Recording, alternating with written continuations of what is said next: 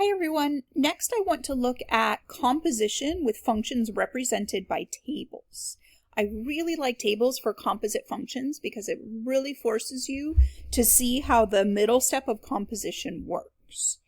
They're also kind of fun, they feel a little bit like doing puzzles, so I think they're good in general. Let's check this table out first, see what we have going on. This is an interesting one because we actually have two functions represented by a single table. So if you look at the top row, those are our x's or our inputs for our functions. The next row is the h of x row. So those are our outputs for function h. And then in the bottom is k of x. So those are our outputs for function k. All right, so let's jump into this and see if we can find h of k of 1. So this is telling us start by plugging 1 into function k. So we're going to go into the table. 1 is our input, so we'll identify 1 in the inputs row. And we are supposed to plug that into function k. We decided k is the bottom row, so k of 1 is -1. And this is something that we've been doing, evaluating functions in tables. The next step is the interesting one. We just found this -1 in the k of x row as our output. When we go to plug that into h, we now need to start back over with -1 as an input. We can't just stay in the same column of the table. That's the input 1 column. We need the input -1. Since we're plugging into h, we decided h is in the second row, and when we give it -1, it will give us back 0. So nothing too crazy, but you just really see that reset where you say, okay, -1 was my output. Now I'm going to use it as my input. Let's do another one. This time we want k of h of 1. So we're still starting in the same column. Our input is 1 once again.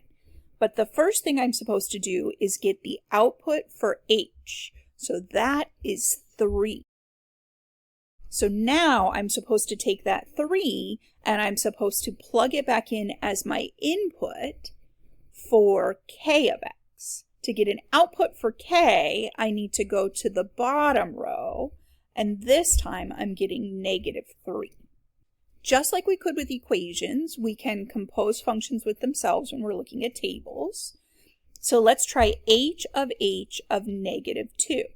So we're going to start by finding -2 in the input row. When we plug -2 into h, we get -3. So first step, we get -3.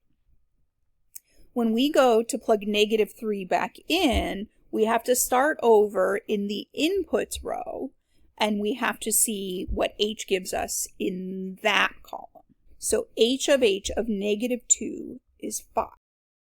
Next, let's do k of k. So we're starting with 2. Where is that? Right here. If we go to the k row, we get an 8. So we're looking for second step, k of 8. We need to reset back into the input row because now we're plugging 8 in.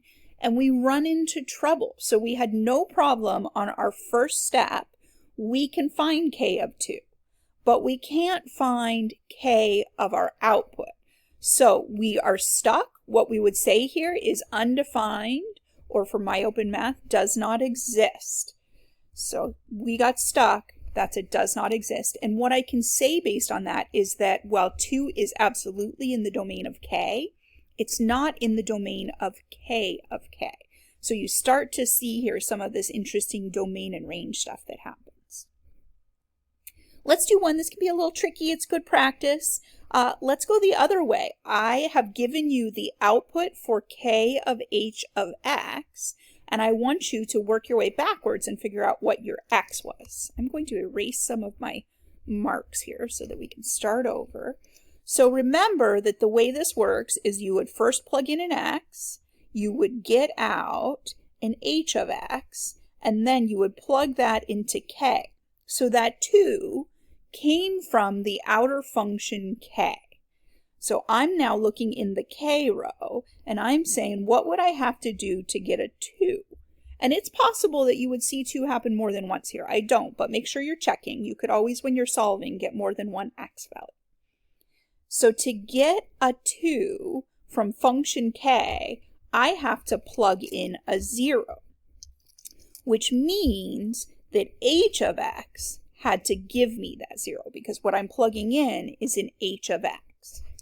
So now I'm going to do one more solve. I'm going to say, okay, looking in the h of x row, how do I get 0? There's the 0 output from h, and to get it, I had to plug in that -1. So this is true if x equals -1.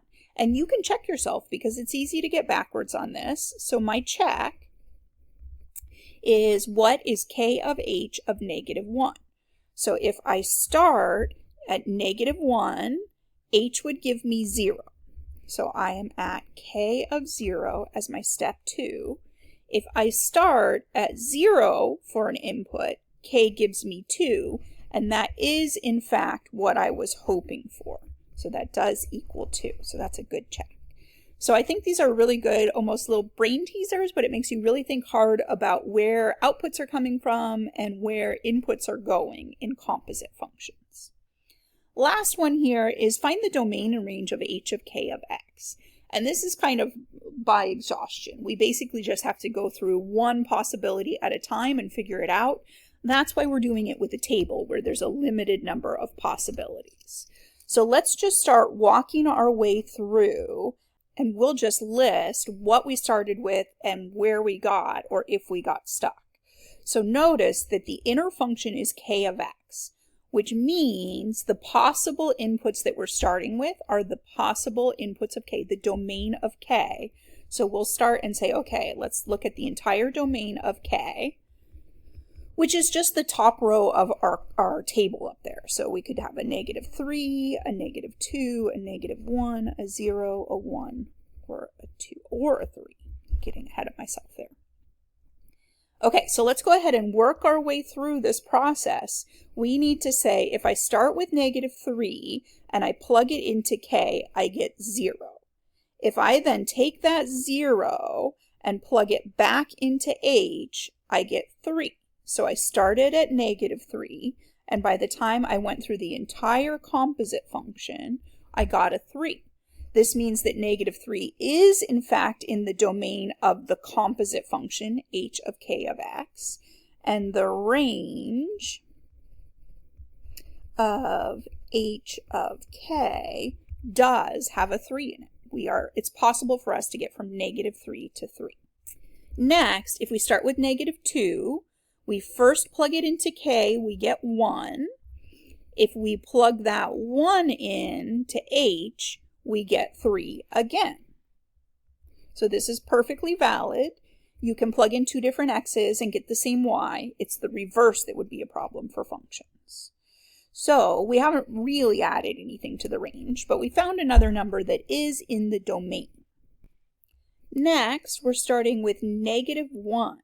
If we plug -1 into k, we get 6, and here we get stuck. There is no 6 that we're allowed to plug into h, so this is the first one where we say this one doesn't survive step 2.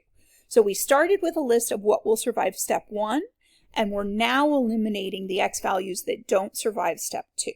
Let's try 0. If we start at 0, when we plug that into k, we get a 2.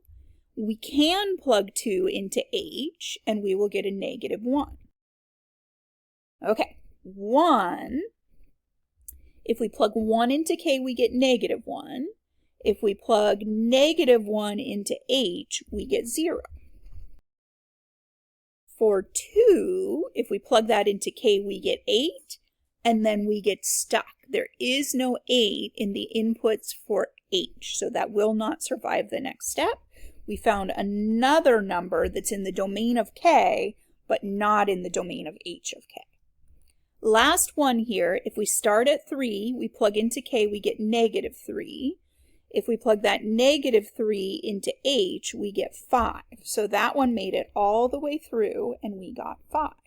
So my final answer here for, what were we doing, h of k, the domain is -3, -2, 0, 1, or 3. We do not get to include -1. We do not get to include 2 that were in the domain of K.